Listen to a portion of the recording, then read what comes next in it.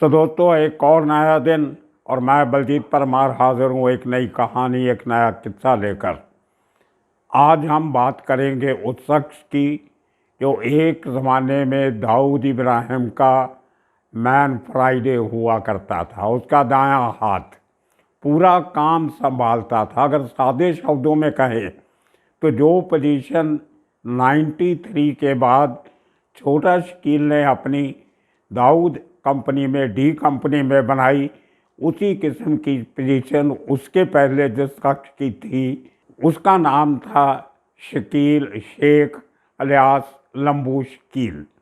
उसकी हाइट बहुत ज़्यादा थी, 6 फुट से ज़्यादा की हाइट थी, इसलिए उसको लंबू शकील कहते थे, क्योंकि वो बहुत साल पहले से डी कंपनी के साथ काम कर रहा था और छोटा शकील की एंट्री काफ़ी बाद में हुई है।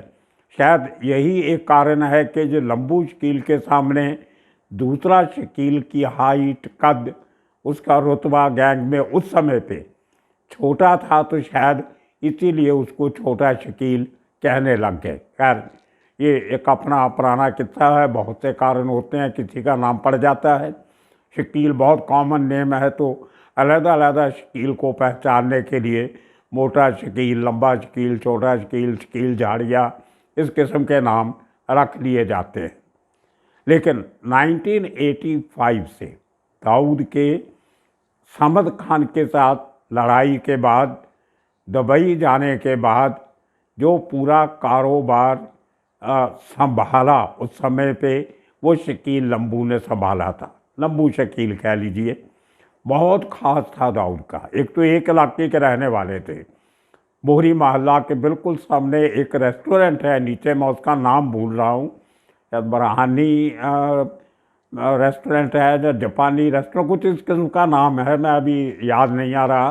कुछ लोगों को फ़ोन करने की कोशिश की, कुछ जगह पे मिला नहीं, लेकिन उस रेस्टोरेंट के ऊपर सेकंड फ्लोर पे लंबू शकील रहा करता था। 91 में एक बार मैं किसी रिपोर्टिंग के सिलसिले में किसी को साथ लेके, जो आदमी इसको भी जानता था, शायद सलीम खबरी था मेरे साथ या और इस किस्म का आदमी था, तो इसके उस सेकंड फ्लोर पे घर पे गए थे हम लोग।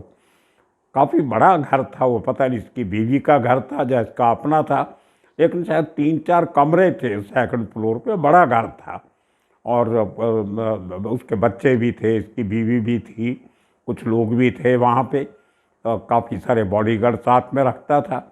और बड़ी हैरानी की बात है, जब बाद में मुझे पता चला, तभी तो मैंने इतना ध्यान नहीं दिया कि जो इसके बॉडीगार्ड थे उस घर में, उनमें से ज़्यादा लोग छोटा राजन के करीबी थे। वो मैं आगे आने वाले कुछ समय में आपको पूरी बात बताऊंगा कि ऐसा क्यों था।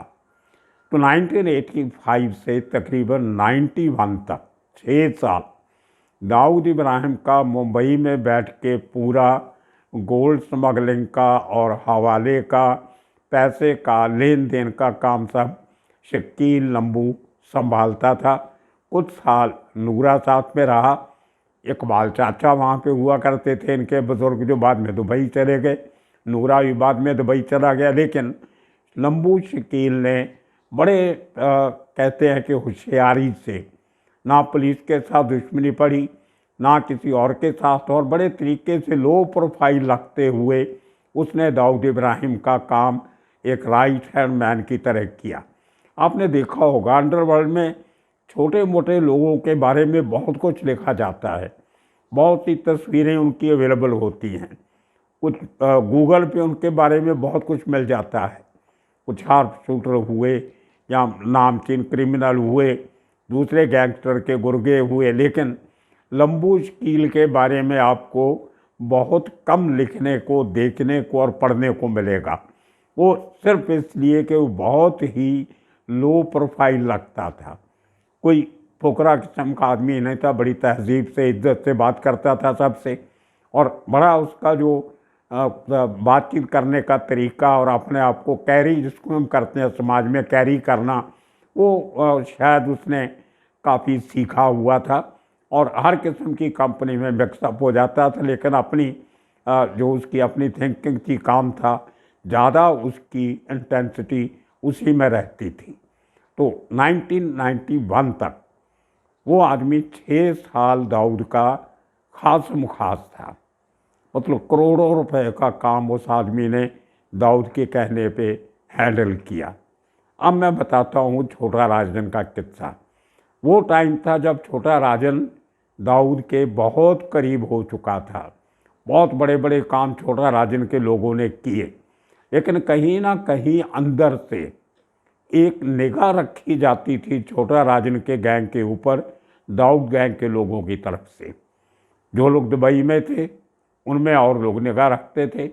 जो छोटा राजन के गैंगस्टर मुंबई में थे, जिनसे डी कंपनी काम करवाती थी, उनके ऊपर निगाह रखने का काम या कोऑर्डिनेशन का काम या बड़े तरीके से नज़र रखनी उनके ऊपर, वो काम शकील लंबू किया करता था।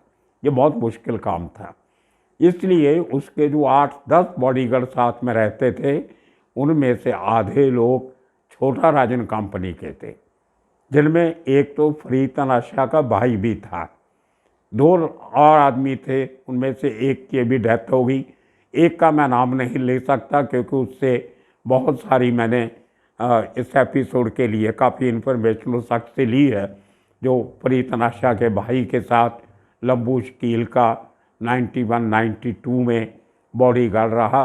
24 घंटे उसी घर में रहता था। तो ये कुछ अंदर की बातें हैं जो खुल के बाहर नहीं आई।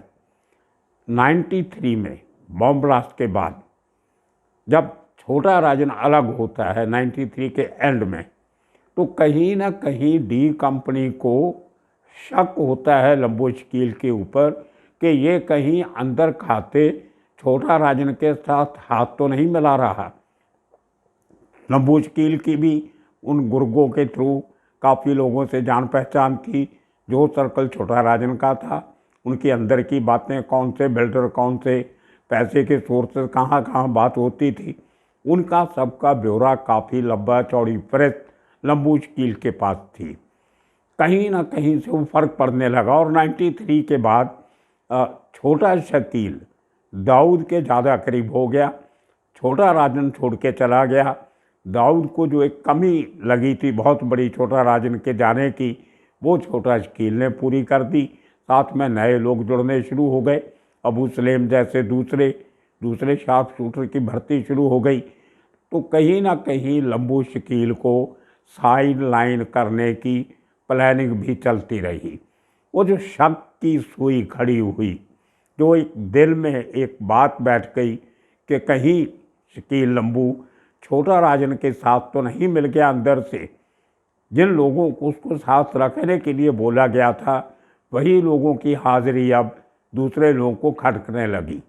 तो इस शक के चलते हुए शकील लंबू को डी कंपनी के लोगों ने मेंटली, फिजिकली तंग करना शुरू किया। यहाँ तक कि इतने जो अंडरवर्ल्ड में इतना नाम था जिसके इर्द गिर्द जाने से लोग डरते थे, उसकी एक ब्लैक कलर की स्कॉर्पियो गाड़ी हुआ करती थी, जिसको बहुत प्यार से रखा था उसने। वो चोरी करवा दी गई उसके घर के पार्किंग लॉट से नीचे से। अब देखिए, अब जितने बड़े दाऊद इब्राहिम के राइट हैंड आदमी की उसके घर के नीचे से बोरी मोहल्ला में जो इनका गढ़ है, वहाँ से गाड़ी चोरी होना कोई मामूली बात नहीं है। तो उसके बाद लंबू शकील समझ गया कि बात अभी ठीक नहीं है, बढ़ेगी। उसको अपनी जान का खतरा लगने लगा। वो वहाँ से निकल के उसने दाऊद से बात करने की कोशिश की, लेकिन बात हुई नहीं। उसी समय पे 93 के ब्लास्ट के बाद जब कुछ खुलासे हुए, जब सामान उतरा था, तो कुछ लोगों ने अपने बयान में लंबू शकील का नाम भी लिखवा दिया। अब ये एक सोची समझी साजिश के नीचे था, जहाँ वाकई ही उसका कोई स्मगलिंग में रोल था। स्मगलिंग का काम तो देखता ही था वो, कहीं ना कहीं रोल भी होगा, लेकिन उसको ऐसा लगा कि उसको जानबूझ के फंसाया जा रहा है। तो वो मुंबई छोड़ के भागा और नेपाल चला गया। वहाँ से उसने कुछ देर रह के अपनी सेटिंग की और वहाँ से दुबई। वो इस कोशिश में था कि दाऊद इब्राहिम से बात हो, अंदर की बात पूछी जाए कि उसको क्यों तंग किया जा रहा है, क्यों डी कंपनी उसके पीछे लगी है। लेकिन वो बात हो नहीं रही थी।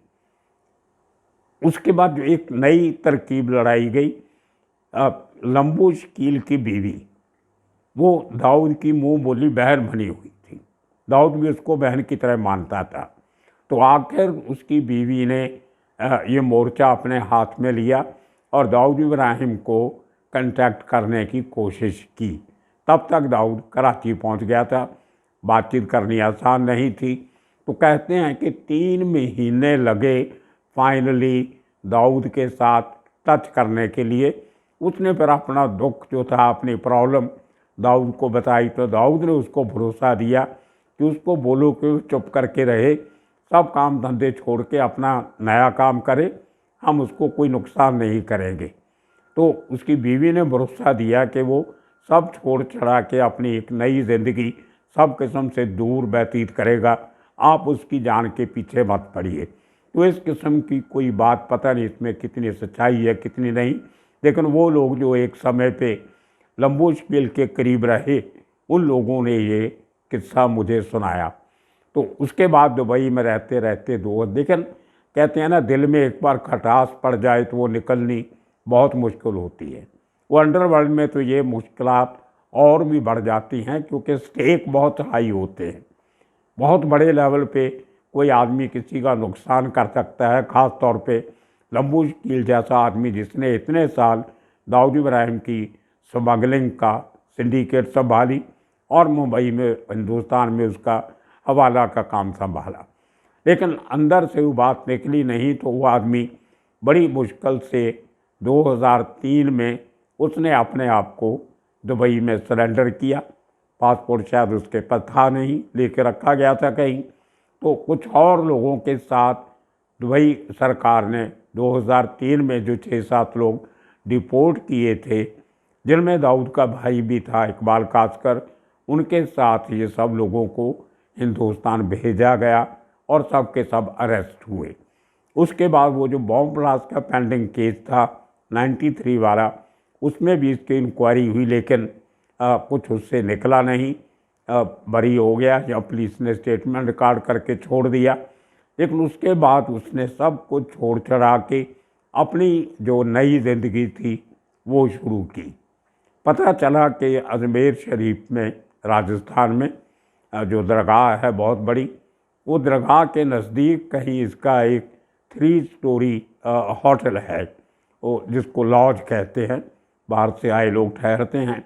उसका जो किराया आता है, उसके किराए से वो अपना परिवार चलाता था। अब देखिए, इतना बड़ा आदमी जो एक ज़माने में रहा हो, 2003 में वापस आके 2019 तक 16 साल उसने बिल्कुल बेनामी की ज़िंदगी गुजारी। किसी के साथ कोई टच नहीं, कोई सीधे गाली गलोच नहीं, कोई दादागिरी नहीं, कोई भाईगिरी नहीं, बिल्कुल एक शरीफाना ज़िंदगी गुजारते हुए अपने बच्चे बच्चियों को उनकी शिक्षा पालन पोषण में लगा और अजमेर के उस लॉज से, उस होटल की कमाई से गुजारा करता रहा। 2019 में उसकी हार्ट अटैक में मौत होती है जसलोक हॉस्पिटल में, और वहाँ से उसके उस ज़माने के, लेकिन तब तक क्योंकि सब छोड़ दिया था, बातें ख़त्म हो गई, अंडरवर्ल्ड भी वो नहीं रहा, स्मगलिंग वो नहीं रही, तो पुराने मनमुटाव भी दूर हुए। और उसकी जो मैयत थी, उसके वो जो लास्ट राइट थे, उसमें दाऊद के लोग, रिश्तेदार जो मुंबई में रहते थे, वो भी गए, मुस्तफ़ा ढोसा भी गया, उसके मुस्तफ़ा ढोसा की फैमिली के लोग। और यहाँ तक कहा जाता है कि हनीफ कुत्ता जो दुबई में था, जो दाऊद के काफ़ी करीब था, हनीफ शेख, उसका बहुत बार जिक्र मैं कर चुका हूँ बहुत सारे एपिसोड में। वो भी दाऊद का एक ज़माने में ख़ास आदमी हुआ करता था। उसने भी उसके वो लास्ट राइट में शिरकत की। जो बड़ा मुसाफिर खाना, बड़ा कब्रिस्तान जो है बेरन लाइन पे, वहाँ पे ये सब लोग पहुँचे। तो ये उस आदमी का एक करैक्टर था, एक वो करैक्टर जो इतना बहुत मजबूत कड़ी था एक ज़माने में डी कंपनी की। एंड में उसकी जो मौत होती है वो गुमनामी में होती है। बहुत कम लोग ऐसे होते हैं जो जुर्म की दुनिया से निकल के एक नई ज़िंदगी शुरू करते हैं और उसमें कहीं ना कहीं गुम हो जाते हैं। बहुत से लोगों को पता ही नहीं होगा कि जब वो कहीं बाहर जाता होगा कि यही वो शख्स है जिसके नाम पे एक बार पूरा अंडरवर्ल्ड थरथराता था, कांपता था, डरता था। तो ये कहानी थी लंबू कील की। आने वाले दिनों में और किस्से कहानियाँ लेके फिर हाजिर होंगे। तब तक के लिए आप सबका शुक्रिया, धन्यवाद।